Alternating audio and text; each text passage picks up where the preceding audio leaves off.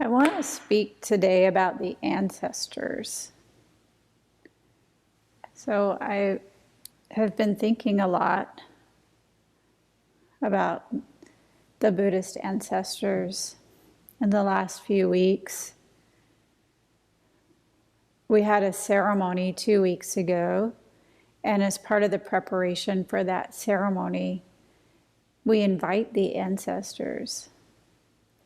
We did that in many different ways. We asked them, we said all their names, we're like, we invite you formally. We made offerings for them, incense and other things. And then we brought to the ceremony a few physical things that belong to some of the ancestors. Robes, different physical items. For example, this thing, this teaching stick, kotsu, comes from my teacher's teacher. So when I touch it with my hands, I'm literally connecting with his energy. I feel that, In the beginning, I felt it when I would hold the stick. I would feel it kind of like a sense of awe or a jolt. And now when I hold the stick, it feels like an extension of my hand. This is the way that the ancestors continue to teach us. We often think of them as, those people, those ancestors. And in reality, they're with us all the time. And if you really stretch and think about it, we are the ancestors. We're the ancestors for all in the future.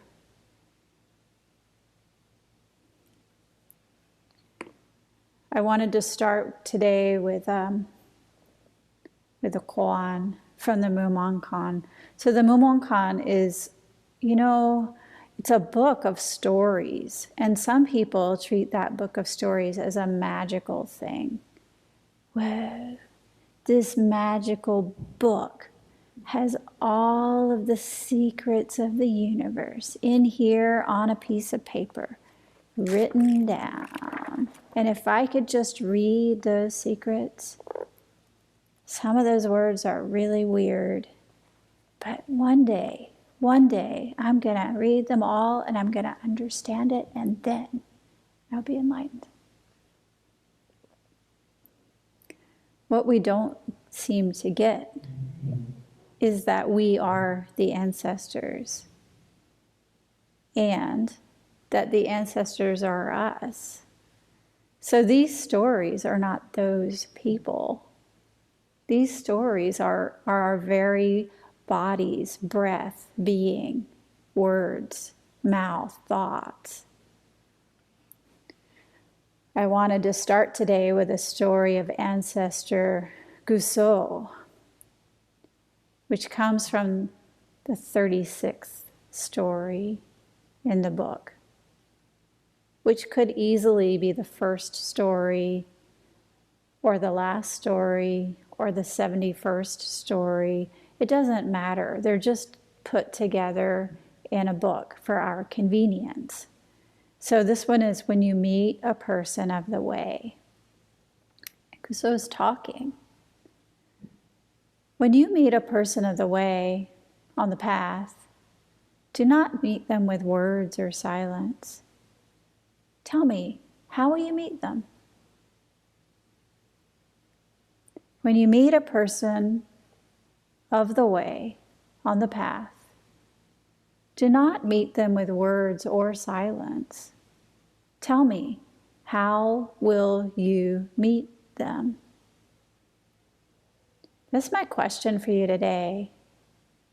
When we meet a person of the way on our path, our spiritual path, maybe our physical path, maybe a sidewalk even, when we meet a person of the way, not meeting them with words or silence. How are we going to meet them? How are we going to meet them? How are we going to meet the ancestors? We meet the ancestors by recognizing the ancestors in every single being whom we meet. I like the teaching from Tibetan Buddhism that every single person we meet at one time has been our mother. There are all kinds of mothers, you know? There's some mothers we call difficult mothers. There are cookie baking mothers. There are academic mothers, teachers. There are strict mothers, absent mothers, living mothers, dead mothers. There are all kinds of mothers, but everyone we meet at some time has been our mother, our own mother. And one thing in common about all mothers is that they gave us our lives. They cared for us when we could not care for ourselves. Some mothers gave us birth out of their own bodies with great pain and a lot of blood, maybe some screaming. Some mothers gave us our life out of their hearts. When we didn't have anyone to care for us, they took us in, even though we didn't come out of their own bodies, which is also a miracle. How can we do that? How can we love a being so much?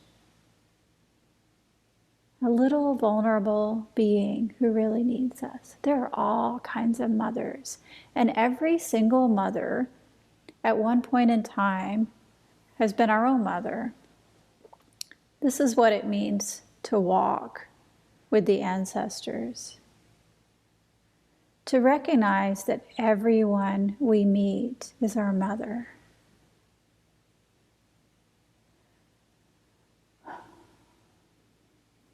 The comment that Goso makes, in such a case, if you can manage an intimate meeting, it will certainly be gratifying. Isn't that the truth? If we can manage an intimate meeting with the people we meet on the way, it will certainly be gratifying.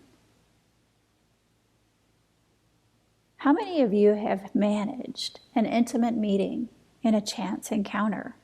I'm going to guess everybody. Because those things happen like shooting stars. Or maybe some days there's a lot of shooting stars. We can manage an intimate meeting more easily than we think. And it is certainly gratifying. Think of a time, maybe you're walking down the street and you crossed paths with someone on the busy sidewalk and something connected you. Maybe you don't even know what it is. But there was just a nod of that went between the two of you. Just a little nod. The other day I was in the pharmacy waiting in line, a little bit impatient because things were going slowly, and an old man looked at me. He was also waiting in the pharmacy. And he looked over at me and he said, "Is that a ghee?"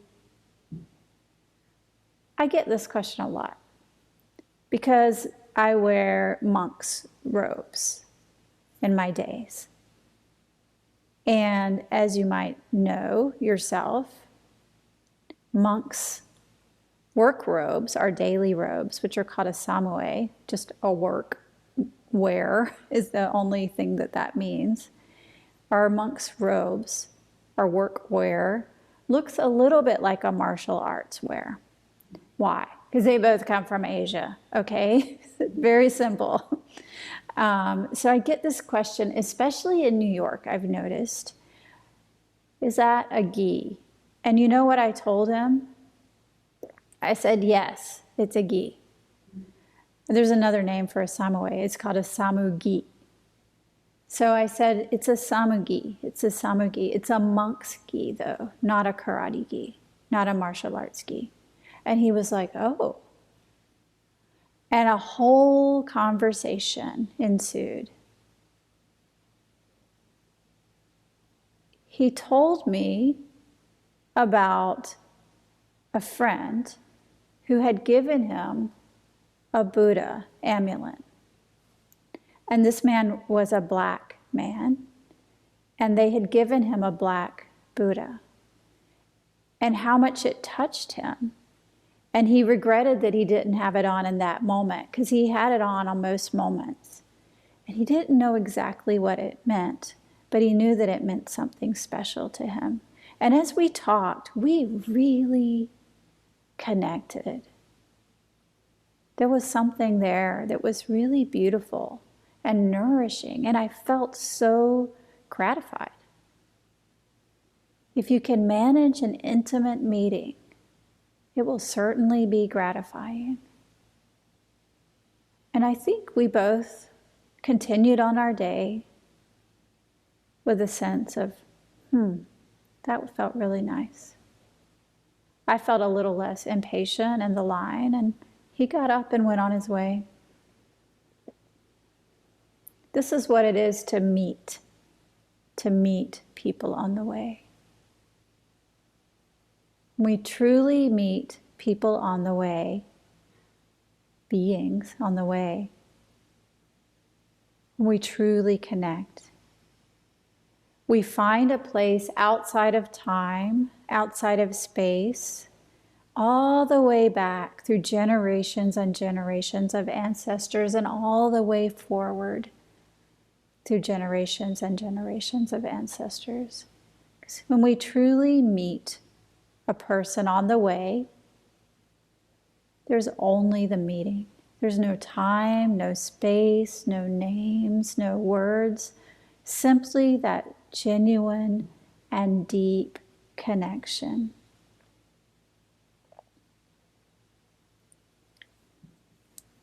There's always a verse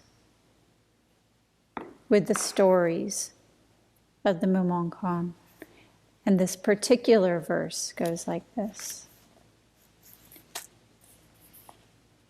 Meeting a person on the way, on the road, meet them with neither words nor silence. A punch on the jaw. Understand, if you can directly understand.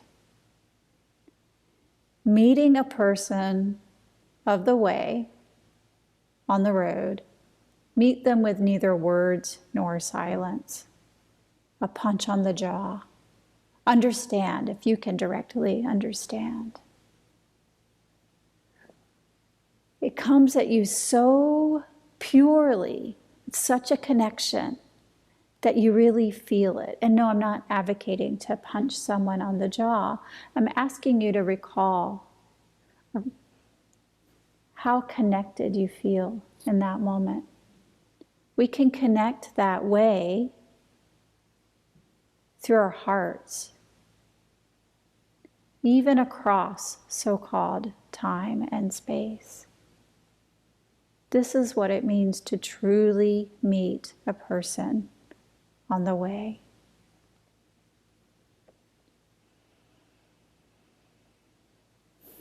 Goso goes on to tell us, if you cannot, that is, truly meet, if you cannot, you must be watchful in every way. You must be watchful. And I was thinking about this a lot today and this week. What is it to be watchful? This is how we teach in my style of Zen Buddhism, or one way that we teach. We teach with our words, sure, but the real teaching is through our action. And this has so many different ways of manifesting. Of course, we sometimes hear words that come to us through the Buddhas and through the ancestors, backwards and forwards, and that inspires us in how we live our lives. And in other ways, we simply watch. We simply look and observe. Last year, at some point, we were talking about humility. What is humility? What does that mean? And we found that it was hard to put words onto that concept of humility, but we could describe it when we saw it. This is what it means to watch. If we're wondering about humility, I would advise you to find someone whom you know in your gut to be truly humble and watch them. What do? How do they talk to people? How do they interact? My husband, George, is really good at talking to people on the phone, especially customer service representatives, which none of us are good at. Can be a very frustrating experience. You wait and you wait and you wait and you wait on hold.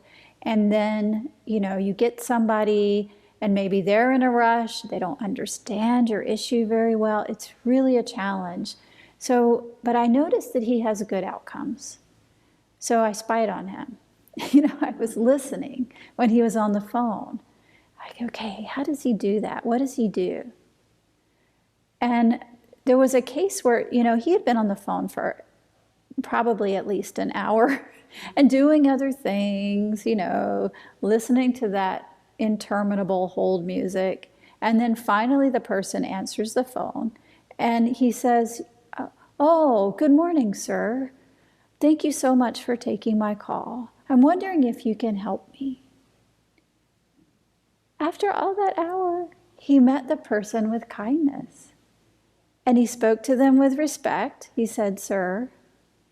And then he asked them for their help. He partnered with them.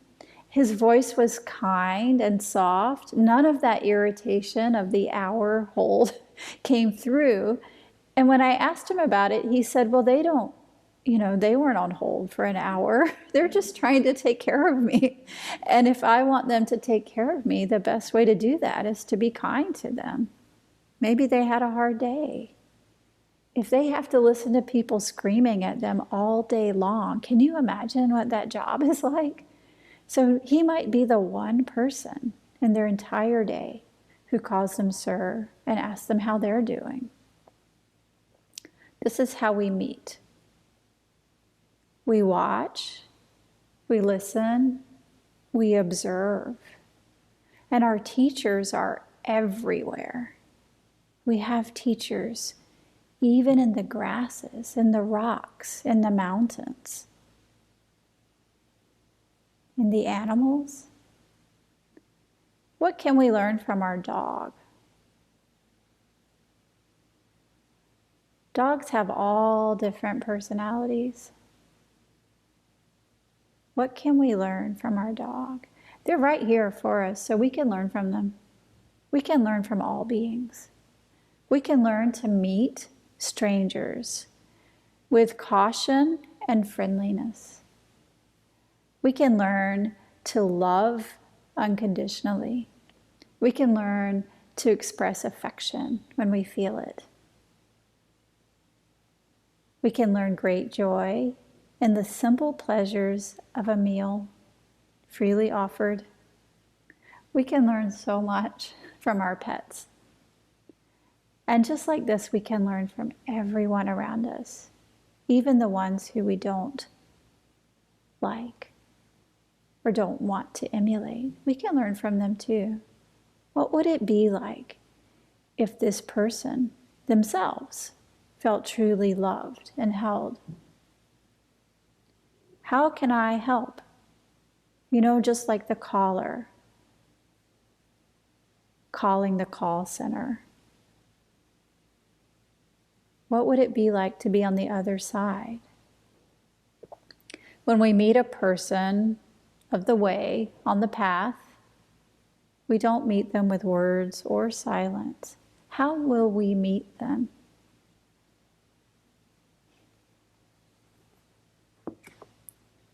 I've been rereading. We were talking about Indigenous Peoples Week We made it into a week last week. So I've been rereading this book, Neither Wolf Nor Dog.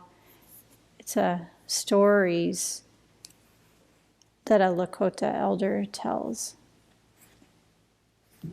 And I really like this part about Abraham Lincoln.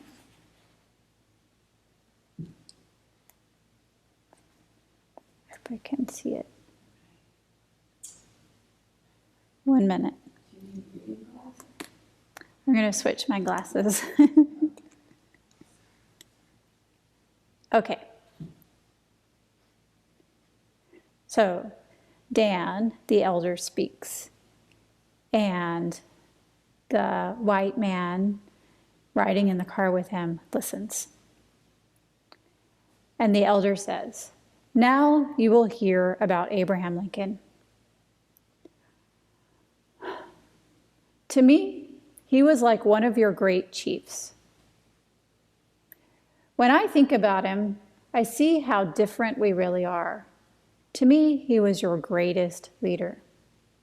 He wasn't afraid to do things for people he never saw. He tried to do right. I think he would have been a good Indian. But you teach about him like a dead man. He's not like Jesus to you. He's not alive to you anymore. So you make children learn when he was born and everything about him. You make them learn him like he was a stuffed bear in a museum. This is your mistake. Why don't you say that he is still alive today in the hearts of your people? Why don't you teach your history so that your children have to keep him alive in their hearts and make that more important than how tall he was and where he was born? You teach your children that Abraham Lincoln freed the slaves. Why don't you teach them that he made you all slave freers? And that now his children, you are his children, and you must uphold his honor. Why don't you teach them that he made you all slave freers, and that now you are his children and must uphold his honor? But no, you want your children to pass a test about when Abraham Lincoln signed some paper that freed the slaves. If they know that, then you say they know Abraham Lincoln. It makes your history thin and ugly because it puts things in boxes, on shelves, to be taken down and examined instead of keeping them alive. You see, we have always had history, like white people history. You just wouldn't believe us. We had our stories and our pictures. We had our way of doing things that were passed down to us from our elders.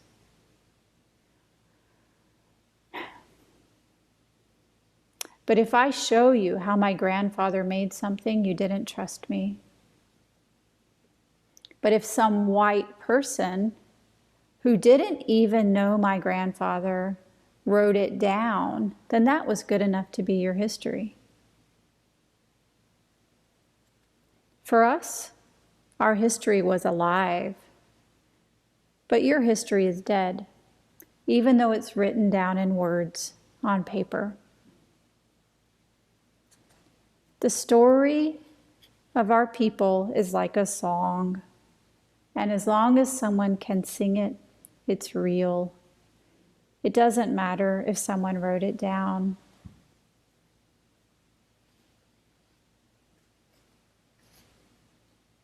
You are still writing down our story using your words, and you're getting it all wrong. Your words are full of sharp edges that cut us.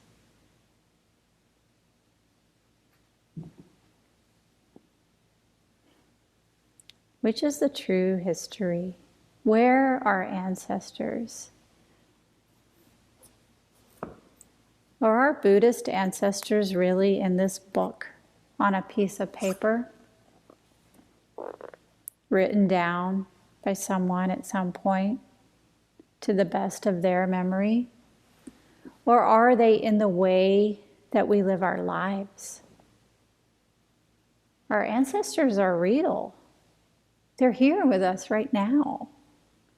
They're here in everything we do. And they're here in us, past, present, and future. The way that we act today affects the future. What we do matters. We are the ancestors as well. So when we invite the ancestors, we're not only inviting the Buddhas of the past, we're inviting the Buddhas of the present, the people we meet on the sidewalk, in the grocery store, in the pharmacy, in line. And we're inviting the Buddhas of the future.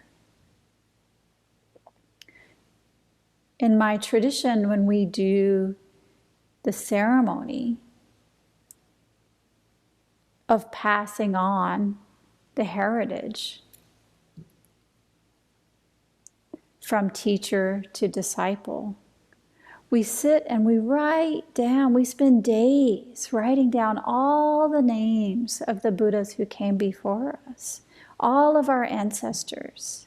We invoke them all the way back to Shakyamuni Buddha, and prior to that, we make prostrations to the 3,000 Buddhas of the past, the 3,000 Buddhas, past, present, and future.